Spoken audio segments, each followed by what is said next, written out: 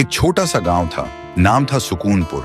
वहां एक पेड़ था, गुलाबी पत्तों से भरा हुआ, जो सिर्फ छांव नहीं, सुकून भी देता था। जो भी उस पेड़ के नीचे आकर आराम करता था, हर किसी ने बोला, ये पेड़ में कुछ चमत्कारी है। जब भी इधर रुकता हूं तो एक सुकून मिलता है। उसी गांव में एक बुजुर्ग दादू रहते थे, अपने पोते के साथ। उन्हें गांव के सबसे समझदार इंसान माना जाता था। वो दादू अपने छोटे से पोते राजू को हर शाम उस पेड़ के नीचे लाते और कहानियां सुनाते और कहते, बेटा, ये पेड़ सिर्फ पेड़ नहीं है, ये हमारा परिवार है।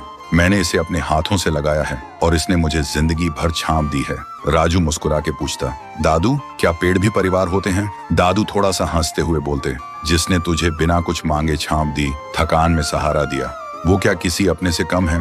तभी पेड़ से पत्तियां गिरने लगती हैं, जैसे वो खुद सुन रहा हो, जैसे उसकी सांसें भी कहानियों में चल रही हो।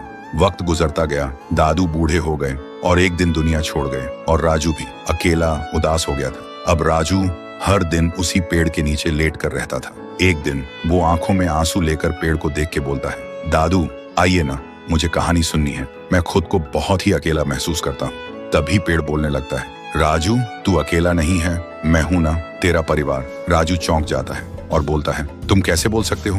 तुम तो पेड़ हो। पेड़ ने धीरे से कहा, तेरे दादू ने मुझे इतना प्यार दिया था, हमेशा मुझे परिवार समझा, और आज तुझे यूं टूटा हुआ देख के मेरी रूह कांप गई। मैं कैसे देख सकता हूँ अपने परिवार को ऐसे तन्हा? उसी दिन से राजू फिर से मुस्कुराने लगा था, क्योंकि अब वो अकेला नहीं था। उसके साथ उसका पेड़, उसका परिवार था। वक्त गुजरता गया, राजू बड़ा हुआ और एक दिन शहर चला गया। गांव की जमीन बिक गई और एक दिन उसी पेड़ को भी काटने का वक्त आ गया। जब पेड़ गिरा, ऐसा लगा जैसे कोई दिल टूट गया हो, जैसे कहानी अधूरी रह गई हो।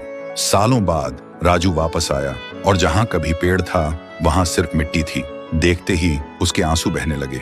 उसने धीरे से कहा, दादू, आपने कहा था ये पेड़ मेरा परिवार है, लेकिन मैंने ही इसे छोड़ दिया था। आज मुझे दुनिया की सबसे बड़ी धूप में छांव चाहिए, पर मेरे पास कोई नहीं है। आप नहीं हो, और जिसे परिवार बोला वो पेड़ भी नहीं रहा। राजू फिर से अकेला हो गया, लेकिन तभी जमीन की मिट्टी में से आवाज आई, राजू, मत रो, मैं हूं ना, तेरा पेड़, तेरा परिवार। तुझसे दादू की हर कहानी सुनी, तेरे हंसने की गूंज मेरे तन में अब भी घूमती है। मैं गया नहीं हूँ, मैं तेरे साथ हूँ। जब तक तू मुझे याद रखेगा, मैं तेरे साथ जीता रहूंगा। राजू चौंक गया, आंखों में आंसू पर एक हल्की सी मुस्कान। उसने वहीं एक छोटा सा पौधा लगाया और एक स्लेट पे लिखा, जिसने बिना कुछ कहे तुझे सब कुछ दिया, उसे कभी मत तोड़ना, चाहे वो पेड़ हो या रिश्ता।